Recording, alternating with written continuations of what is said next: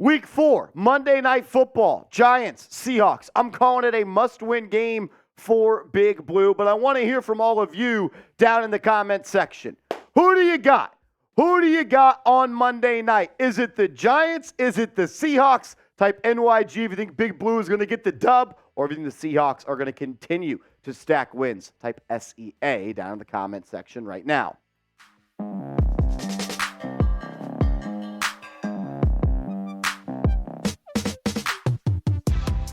Yo, what's going on, everybody? You're watching Giants Now by Chat Sports. I am your host, Marshall Green. I appreciate everybody for tuning in to today's videos. We are going to preview Giants Seahawks. I'm going to give you my biggest keys to victory, what the Giants have to do, how the Giants can beat the Seahawks, attack some of their weaknesses. But first, let's start with the latest injury report and all of the things we have when it comes to the injury report.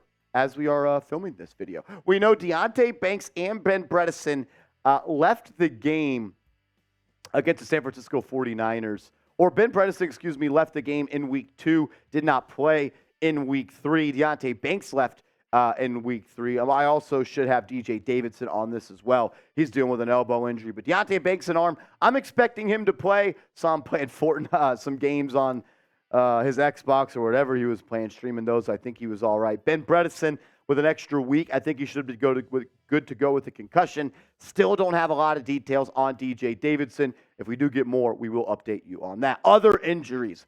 Saquon Barkley dealing with an ankle. We'll talk about him in a second. We told you about Bredeson. Azeez Ojulari, who the Giants need desperately back on the football field.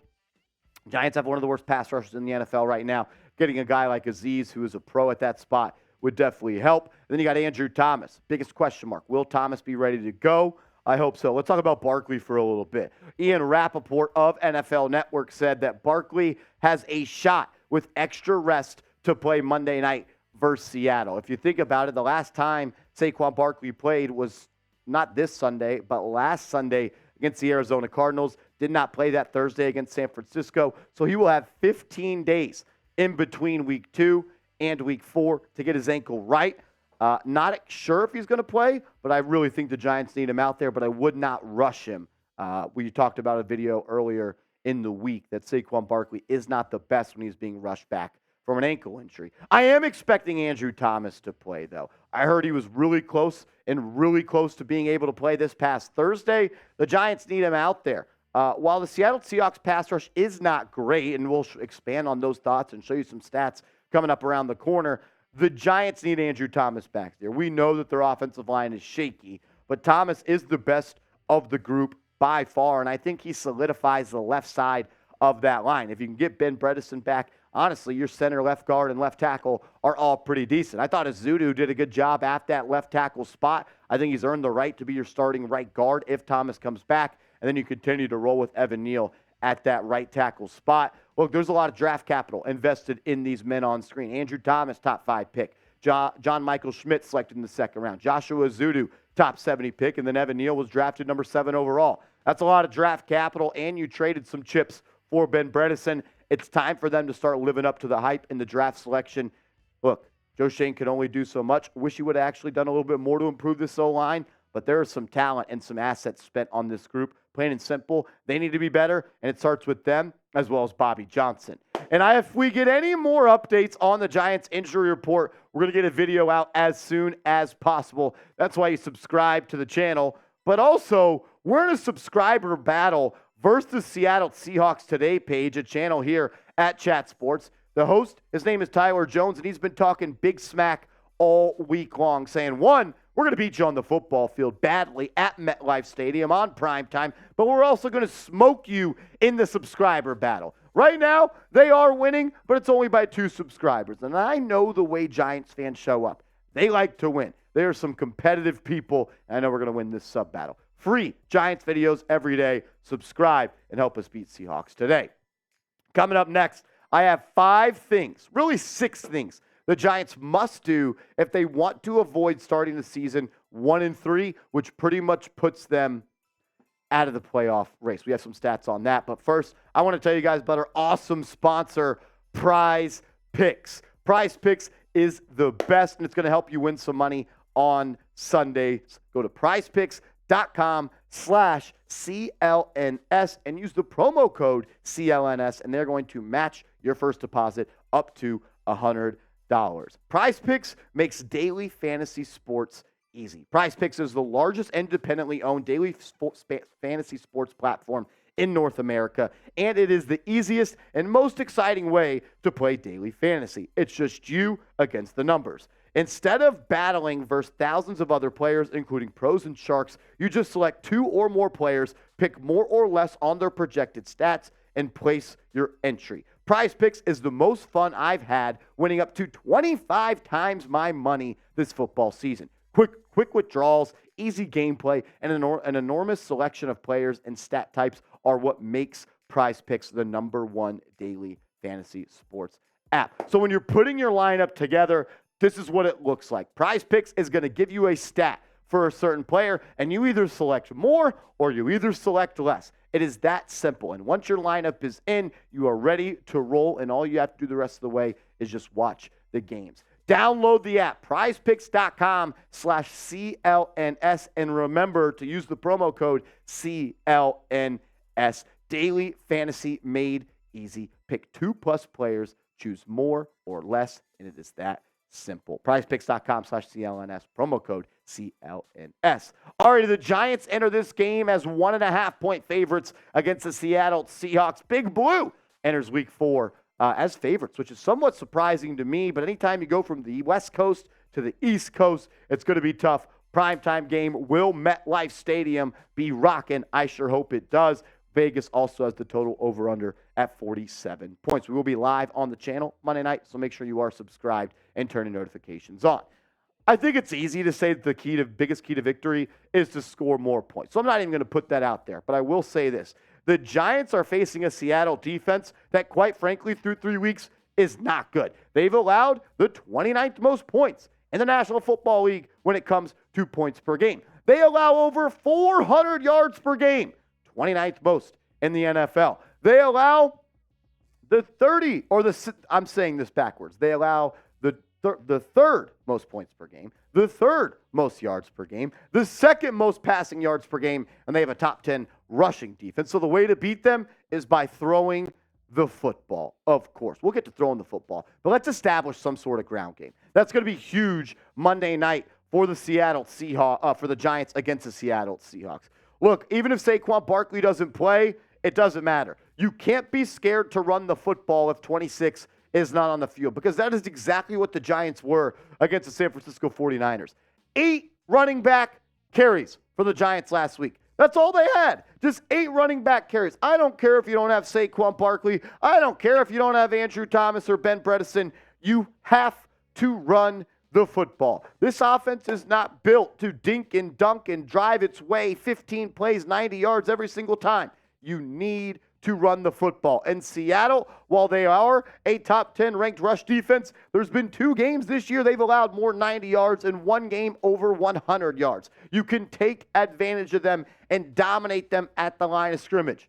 The run defense, it's solid, but it's more scheme-based, and they haven't really faced a really strong rushing attack yet. Their defensive line is not that good. A guy that I want to see more involved for the Giants is Gary Brightwell, especially if Saquon Barkley is not going to be able to go. I know you got Matt Breida. I know you got Eric Gray. But the running back that I thought looked the best despite dropping a wide open pass is Gary Brightwell. He had 6 total touches for 36 total yards in that Week 3 loss versus San Francisco 49ers.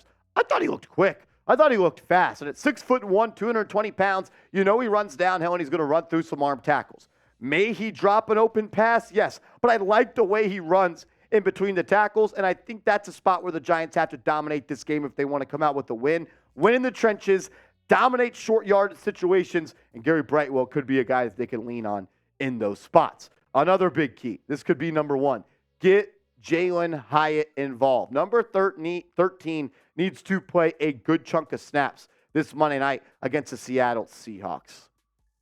Look, let's be honest. When Jalen Hyatt is on the field, defenses have to adjust, because when 13 is on this side, you have to slide your coverage that way and make sure he doesn't beat you over the top. Why? Because he can beat you one-on-one and take you over the top. And the stats show that when Hyatt is on the football field, this Giants offense is better. Take a look at this tweet from Bobby Skinner of Talking Giants. I thought he did a great job of breaking down and really showing the point that when Hyatt was on the field in that game against Arizona, this team was better. I'll read it for you. Jalen Hyatt was on the field for 12 pass plays, and the Giants averaged 16.5 yards per play. Daniel Jones' stats when Hyatt was on the field, he was 8 of 11 for 183 yards, and he had a run for 15 yards. The 4 plays that weren't positive ones when Hyatt was on the field, Darren Waller had a drop, Saquon Barkley had a catch for a loss of 4 yards when Daniel Jones should have thrown it deep to Hyatt on 3rd down.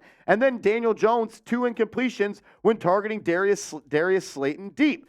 The 8 successful plays, Waller 12-yard catch, Hyatt 58-yard catch, Waller 9-yard catch, Slayton 29-yard catch, Slayton 15-yard catch, Jones 15-yard run, Hyatt 31-yard catch, and Slayton an 18-yard catch. Having Hyatt on the field opens up the offense, not just for himself, but for other players, because so much attention from the back half of the opposing defense has to be on number 13. If 13 pushes high this way, this backside safety has to go up, which is just simple. Here and here, the over routes. We know we want to see Darren Waller on over routes. Brian Daboll has talked about it time and time again. You can use Hyatt as a decoy. You don't need to target him 15 times. But can I get 6 targets and have him on the field for 30 snaps Monday night against the Seattle Seahawks? I think it's a big key. It'll open up the run game. It'll also open up the pass game for this offense. Speaking of Jalen Hyatt, take some shots downfield. It's time for the Giants to open up the playbook and attack. We showed you that the Seattle Seahawks has one of the worst passing defenses in the National Football League. And I already see the comment section right now. Marshall, you can't throw deep if you don't have any time to throw. I understand that Daniel Jones has not had time in the pocket to operate a downfield passing attack. What about this? The Seattle Seahawks have one of the worst pass rushes in the National Football League. They have 5 sacks on the season, which is 24th in the NFL. They have a bottom 8 pass rush in the NFL. Think about it like this. We have complained about the New York Giants' pressure rate on defense all year long. They are middle of the pack. They get pressure on 16% of snaps. The Seahawks are worse, and a good bit worse, 5 percentage points worse. They have the 27th ranked pass rush win rate. They win pass rush snaps at just 11.6%. So not good there, but it goes beyond just that. They don't even bring a lot of pressure. They don't really blitz. They only blitz on 13.8% of the time, which is 26th in the NFL. So they don't get home. They don't bring pressure. And at the end of the day, they allow defenses to throw the ball down the field. Some chat sports stats for you.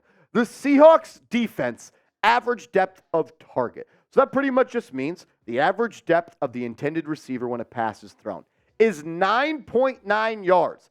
That is the 3rd highest in the NFL. So they don't get pressure, they don't create sacks, they don't blitz, and they allow teams to throw the ball down the field higher than 29 other teams in the NFL. The time to throw the ball down the field will be Monday night against the Seattle Seahawks. The Giants O-line, plain and simple, they have to win this matchup. Their pass rush isn't good, they don't blitz, they don't create pressure. This O-line needs to win this matchup. If this Giants offensive line gets their butts whooped by the Seattle front, fire Bobby Johnson. It is that simple. It is straightforward. If you can't block this front, you don't deserve to be a offensive line coach in the NFL. I think someone's job is on the line this Monday night. Let's flip to defense. Create a turnover. You've played 3 football games. You have not created a turnover yet. Someone on this Giants defense needs to make a play. Whether that's Xavier McKinney, whether that's Jason Pinnock, whether that's Adoree Jackson, whether that's Trey Hawkins, whether that's Tay Banks, whether that's Darnay Holmes if he has to play. I do not give a shit who it is. Someone needs to create a turnover. Because I said it in week 3. If you don't create a turnover, you're going to lose to the Niners. They did not, and they did. I will say it again. If you do not create a turnover, Monday night against Seattle, you will lose the football game, and you will be 1-3 heading into Buffalo with Miami right after that. That's not where you want to be. Hugh Millen, a radio host in Seattle, I thought made a really good point here. This is a quote from the offseason. So this is based on last year's stats. Listen to this. Top 10 quarterbacks, on average, 80.6 of their turnover-worthy plays had resulted in actual turnovers. In comparison, Geno Smith saw only 48% of his turnover-worthy plays actually result in an interception. If he'd thrown the 80.6% average like the rest of the QBs in the top 10, he would have had 25 interceptions last season. Even if he had a still well below average of 65% compared to 80.6%, he would have led the league in turnovers. Some nerd stuff there, but this is what it tells you. Geno Smith will throw you the football. Geno Smith will turn the ball over. But Deonte Banks, you need to catch it when he throws it to you. Adoree Jackson, you need to catch it. Trey Hawkins, you need to catch it. Xavier McKinney, Jason Pinnock, make a play. Geno will throw the game away. The stats show you that. Take advantage when the ball is in the air and create a play, and let's give this offense some juice. Last thing, what every coach says when you're 1-2. Play like your season is on the line, because it is. Monday Night Football versus the Seattle Seahawks at MetLife Stadium is a must-win game for the New York Giants. If you start off 1-3, then you got to go to Buffalo, then you got to go to Miami. You could be 1-5 before you even have played 7. Oh, Lord. 1-5 season is cooked. You have to win this game. Listen to this. Since the NFL changed their playoff format to allow 14 teams to make it, just 4 of the 42 teams that have made the playoffs started the season 1-3. Anyone that tells you it's not a must-win game, call bullshit, because it absolutely is. The Giants don't win on Monday, the season is cooked, and you should start to sell some of your assets. It's that simple. If you want the Giants to beat the Seahawks, I want you to hit that thumbs up icon right now. We need everyone to help. We need everyone's support. I'm superstitious. Not a little stitious, superstitious. And I know if we get more likes this week than the Seattle Seahawks Today page by Chat Sports, we're going to beat them. So hit that thumbs up icon if you want the Giants to beat the Seahawks. As always, remember you can give me a follow over on Twitter at @MarshallGreen_. I'm tweeting about the Giants all day, every day. And I'm trying to follow some of you guys back. So give me a follow at @MarshallGreen_.